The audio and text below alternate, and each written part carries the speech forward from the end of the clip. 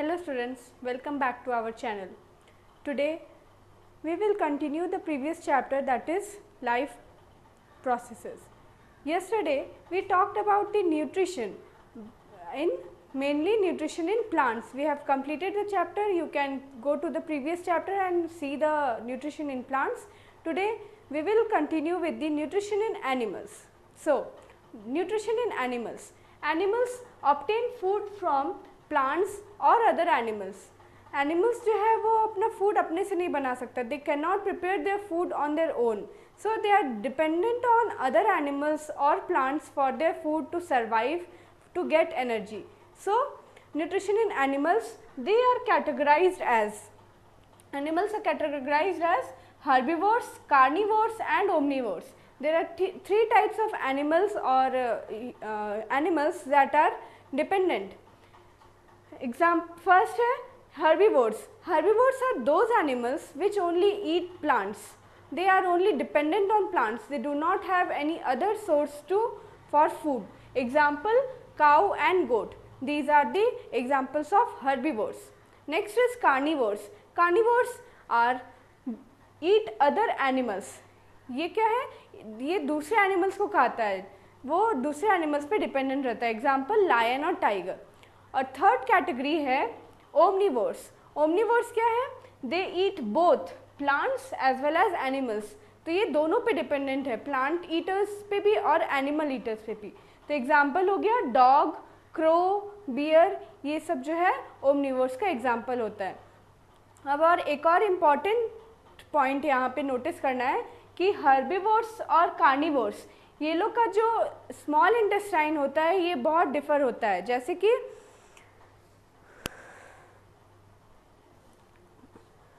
जैसे कि हर्बिवोर्स जो है वो प्लांट्स, मतलब वो ग्रासेस, ज़्यादातर ग्रीन ग्रासेस या प्लांट्स को ईट करता है. तो उस प्लांट्स में क्या रहता है? मेनली सेल्यूलोज प्रेजेंट रहता है. तो सेल्यूलोज जो है एक बहुत ही कॉम्प्लेक्स स्ट्रक्चर है जो कि बहुत जल्दी डाइजेस्ट नहीं हो पाता है, उसको हम लोग जल्दी ब्रेक डाउन नहीं कर पाते. तो इसीलिए हर्बिवोर्स जो है जो प्लांट्स ईट कर रहा है, जो माने सेल्यूलोज मेनली वो इंटेक कर रहा है, तो वो लोग का जो स्मॉल इंटेस्टाइन है वो बहुत लंबा होता है, ताकि क्योंकि उसको डाइजेस्ट करने में टाइम लगता है. So herbivores have longer small intestine as compare to the carnivores.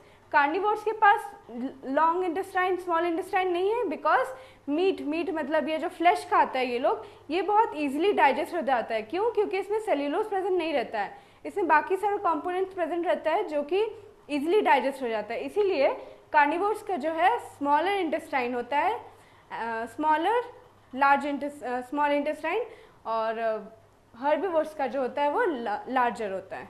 Okay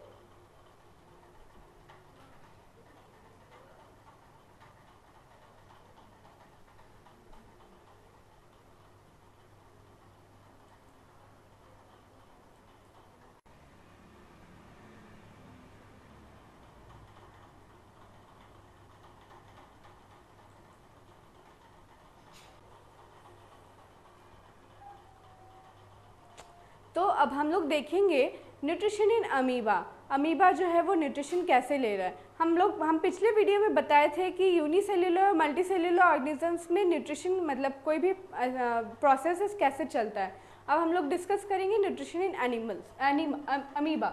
amoeba जो है यूनिसेल्युलर ऑर्गेनिज्म से और सिंगल सेल्युलर ऑर्गेनिज्म, मतलब एक सिंगल सेल इसमें प्रेजेंट रहता है, एक यूनिसेल सिंगल सेल, और इसी सिंगल सेल के थ्रू सिंपल डिफ्यूजन के थ्रू ये अपना प्रोसेस करता है. Nutrition, respiration, transportation, exchange of gases, excretion, ये सारा जो है सिंपल डिफ्यूजन के प्रोसेस के थ्रू ये करता है.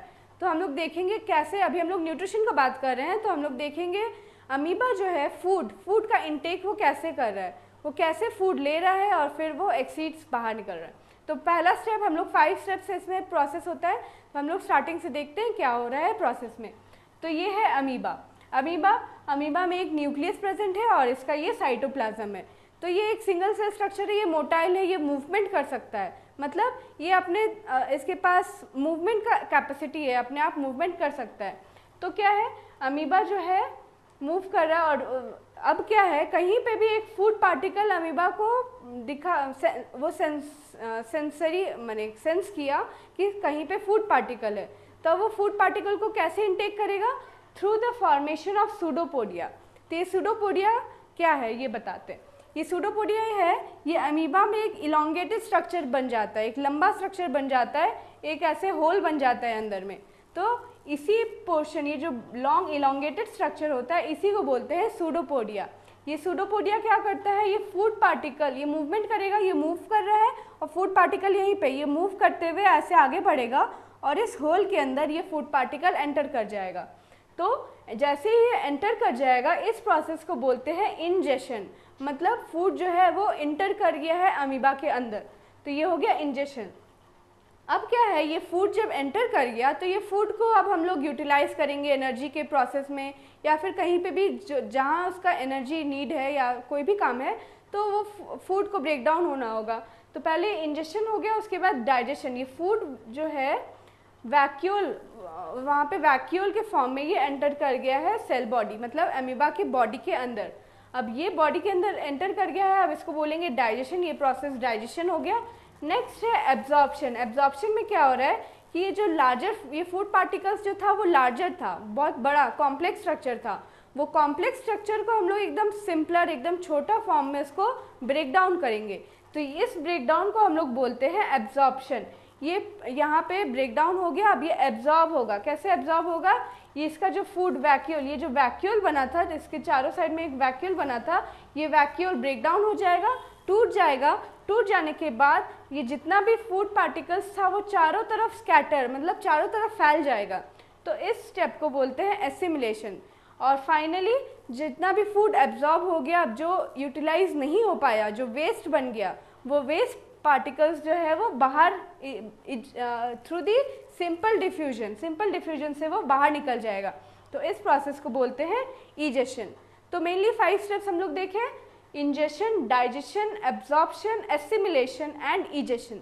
तो ये मेन स्टेप्स, इंजेशन मतलब फूड जो है वो एंटर कर गया, डाइजेशन मतलब वैक्यूल, फूड वैक्यूल बन गया, एब्जॉर्प्शन ये लार्जर फूड पार्टिकल्स जो है एकदम स्मॉलर सिंपलर फॉर्म में कन्वर्ट हो गया, एसिमिलेशन ये जितना फूड कन्वर्ट हो गया ये चारों तरफ बॉडी में स्कैटर हो गया, चारों तरफ फैल गया, और फाइनली इजेशन जो है जितना भी वेस्ट पार्टिकल्स बच गया था जो एब्जॉर्ब नहीं हो पाया वो बाहर निकल गया। तो ये था nutrition in amoeba. Okay,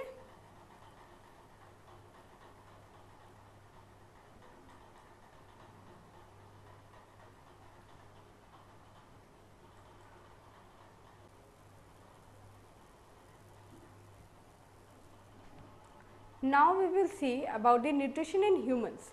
humans में न्यूट्रिशन कैसे हो रहा है? अभी तक हम लोग देखे थे अमीबा में कैसे हो रहा था, अब हम लोग देखेंगे ह्यूमंस में कैसे हो रहा है। तो अमीबा जो था वो यूनिसेल्युलर ऑर्गेनिजम्स था, लेकिन ह्यूमंस जो है वो मल्टी सेल्युलर ऑर्गेनिजम्स है। तो मल्टी सेल्युलर ऑर्गेनिजम्स होने का मतलब कि इसके पास एक स्पेसिफिक ऑर्गन्स या ऑर्गन सिस्टम प्रेजेंट होगा अपना न्यूट्रिशन का प्रोसेस करने के लिए। लेकिन अमीबा में ऐसा नहीं था, उसके पास वो सिंपल डिफ्यूजन, वो पूरे इन्वायरमेंट के कांटेक्ट में था तो सिंपल डिफ्यूजन के थ्रू हो गया था। लेकिन यहाँ पे एक स्पेसिफिक पैसेज होगा और स्पेसिफिक ऑर्गन सिस्टम या ऑर्गन्स प्रेजेंट होगा जो कि ये काम करने में हेल्प करता है, न्यूट्रिशन करने में हेल्प करता है, फूड का ब्रेक डाउन करेगा और फिर वो यूटिलाइज होगा पूरे बॉडी में। तो फर्स्ट हम लोग देखेंगे कि कैसे हो रहा है ब्रेक डाउन ऑफ फूड। हम लोग जो फूड माउथ के थ्रू ले रहे हैं तब उसके आगे जाके वो कैसे उसका ब्रेक डाउन, फूड जो है हम लोग को एनर्जी कैसे प्रोवाइड कर रहा है ये हम लोग देखेंगे। तो फर्स्ट है in the mouth, break down of food in the mouth. तो हम लोग सबसे पहले जब माउथ में फूड लेते हैं यहीं पे ही फूड जो है वो ब्रेक डाउन हो जाता है, मतलब लार्जर पार्टिकल्स जो है वो स्मॉलर पार्टिकल्स में कन्वर्ट हो जाता है।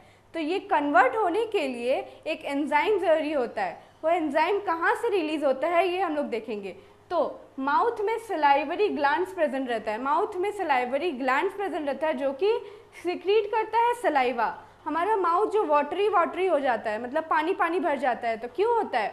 वो सलाइवा के कारण होता है। और ये सलाइवा जो है सलाइवरी ग्लैंड से रिलीज होते रहता है, ये हमें मैक्सिमम टाइम पे ये हमारे माउथ में ही प्रेजेंट रहता है सलाइवा, इसलिए वो सिक्रीट होते रहता है। तो कोई भी फूड हम लोग लेंगे अगर हमारे माउथ में एंटर करेगा तो वो सलाइवा से चारों तरफ से एकदम कवर हो जाएगा, और यही सलाइवा जो है सलाइवरी एमाइलेज, इस यही एंजाइम, ये जो एंजाइम है सलाइवरी एमाइलेज, ये ब्रेक डाउन करने में हेल्प करता है फूड को, larger particles of food into smaller particles.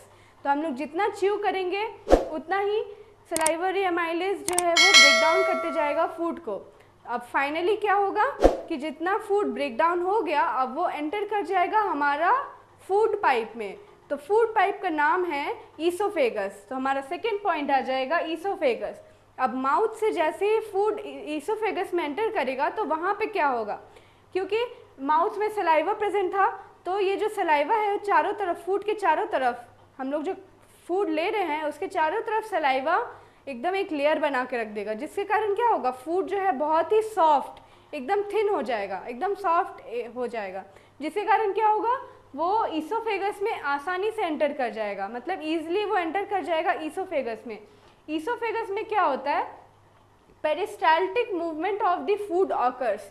Peristaltic movement मतलब एक के बाद एक खाना जो है लगातार नीचे की तरफ बढ़ते जा रहा है, मतलब एक बार में पूरा फूड नहीं एंटर कर रहा है, एक बोलस, मतलब वो जो हम लोग फूड ले रहे हैं एक एक गोला, वो एक एक करके पेरिस्टाल्टिक मूवमेंट धीरे धीरे मूवमेंट करते हुए जा रहा है। ईसोफेगस जो है वो बहुत ही सॉफ्ट स्ट्रक्चर होता है, वो भी बहुत सॉफ्ट होता है, एकदम स्लिपरी होता है, तो इसीलिए फूड को धीरे धीरे उसको मूवमेंट करने में हेल्प करता है। इसीलिए फूड ताकि अटक ना जाए, इसीलिए सॉफ्ट एकदम सलाइवा का जो लेयर होता है एकदम सॉफ्ट लेयर बना के रख देते हैं ताकि ईसोफेगस जो है वो डैमेज ना हो।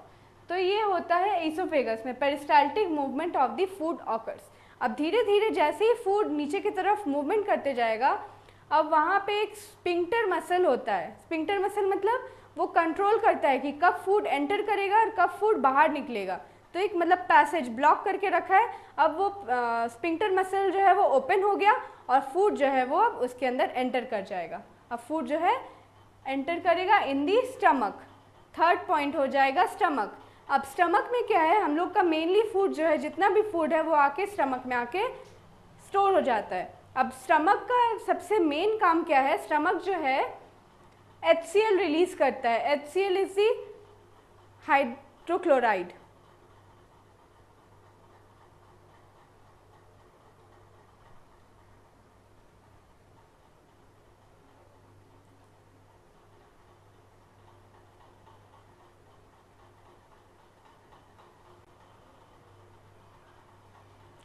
हाँ, तो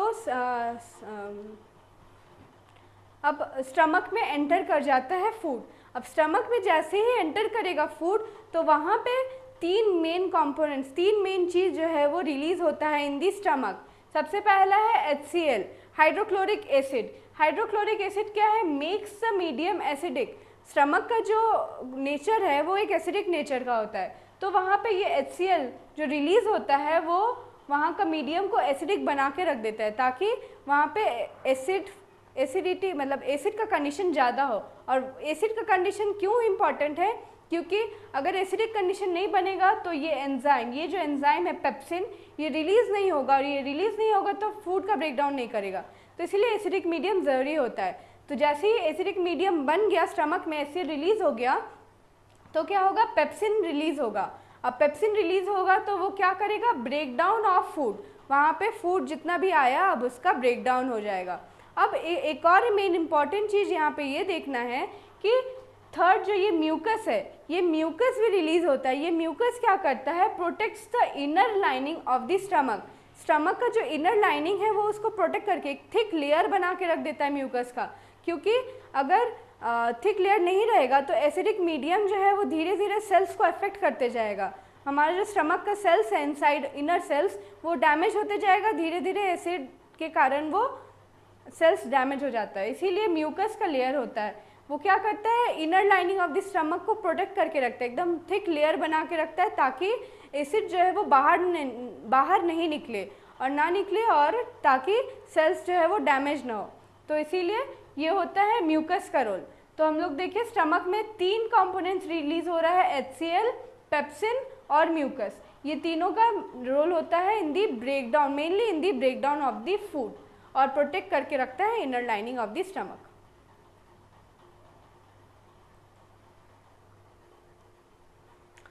अब हम लोग देखेंगे स्टमक तक तो फूड एंटर कर गया था, अब स्टमक से वो कहाँ एंटर करेगा फूड। तो स्टमक के बाद वो एंटर करता है स्मॉल इंटेस्टाइन में, स्मॉल इंटेस्टाइन में एंटर करता है। यहाँ पे भी स्पिंक्टर मसल्स रहता है जो कि कंट्रोल करता है entry of the food. Sphincter muscle जैसे ही ओपन हो जाएगा तो फूड जो है स्टमक से स्मॉल इंटेस्टाइन में एंटर कर जाएगा। तो अब क्या हो रहा है स्मॉल इंटेस्टाइन में, वहाँ पे क्या क्या प्रेजेंट है? तो स्मॉल इंटेस्टाइन में पहला है लिवर, पैनक्रियाज और स्मॉल इंटेस्टाइन। ये तीनों का मेजर रोल होता है स्मॉल इंटेस्टाइन में, वहाँ पे फूड का ब्रेक डाउन करने में, हेल्प करने में। तो पहला है लिवर। लिवर में क्या है? लिवर में बाइल जूसेस सिक्रीट होता है। बाइल जूसेस सिक्रीट होने से क्या होता है? फैट जो है, फैट्स मेन कंपोनेंट जो फैट है वो उसका ब्रेक डाउन हो जाता है, उसका इमल्सिफिकेशन, मतलब फैट का जो लार्जर ग्लोब्यूल्स मतलब लार्जर पार्टिकल्स था वो इमल्सिफाई होकर के एकदम स्मॉलर पार्टिकल्स में कन्वर्ट हो गया। तो ये था लिवर का रोल। लिवर जो है बाइल जूस रिलीज कर रहा है और बाइल जूस जो है फैट को इमल्सिफाई करने में हेल्प कर रहा है। नेक्स्ट है पैनक्रियाज। पैनक्रियाज का रोल है कि वो पैनक्रियाटिक जूस रिलीज करता है। पैनक्रियाटिक जूसेस रिलीज करने से क्या होता है? यहाँ पे दो एंजाइम एक्टिवेट हो जाता है। पहला है ट्रिप्सिन, दूसरा है लाइपेज। ट्रिप्सिन का काम क्या है कि वो प्रोटीन्स को ब्रेक डाउन करता है। जो मेन पार्ट हम लोग प्रोटीन्स ले रहे हैं वो प्रोटीन्स का बड़ा बड़ा पार्टिकल्स को वो छोटा पार्टिकल्स में कन्वर्ट कर देता है। और सेकंड है लाइपेज। लाइपेज में क्या है? फैट्स का ब्रेक डाउन हो जाता है, मतलब फैट्स जो है स्मॉलर पार्टिकल्स में कन्वर्ट हो गया, जितना बचा हुआ फैट्स था।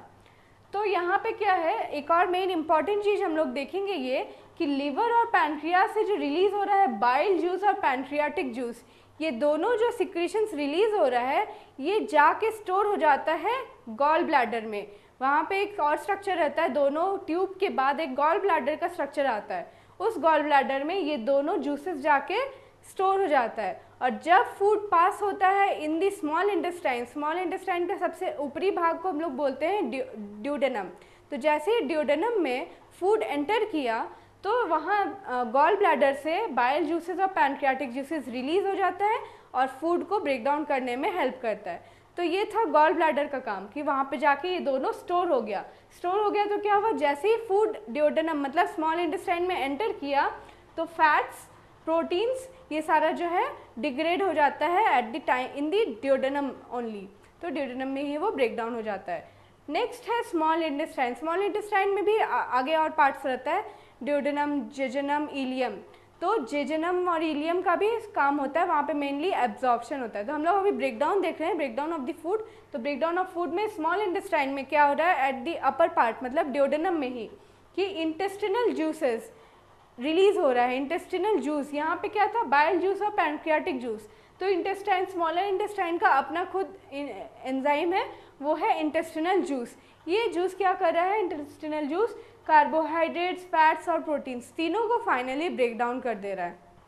ब्रेक डाउन कर देने के बाद क्या हो रहा है, फाइनली जो स्मॉलर प्रोडक्ट, स्मॉलर पार्टिकल्स जो फाइनली बन रहा है एज अ प्रोडक्ट, वो क्या क्या है, तो कार्बोहाइड्रेट जो है वो फाइनली कन्वर्ट हो जा रहा है ग्लूकोज में, फैट्स जो है वो कन्वर्ट हो जा रहा है फैटी एसिड्स प्लस ग्लिसरॉल, और फाइनली प्रोटीन्स जो है वो ब्रेक डाउन हो जा रहा है इन दी अमाइनो एसिड्स।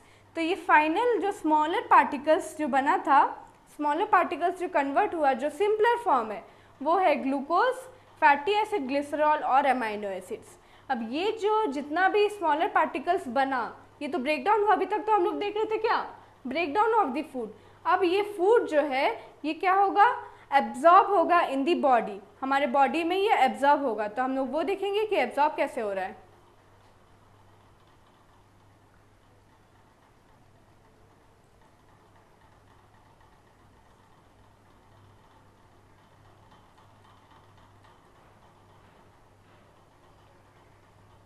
अब हम लोग देखेंगे absorption in of food. Food जो है वो एब्जॉर्ब कैसे हो रहा है।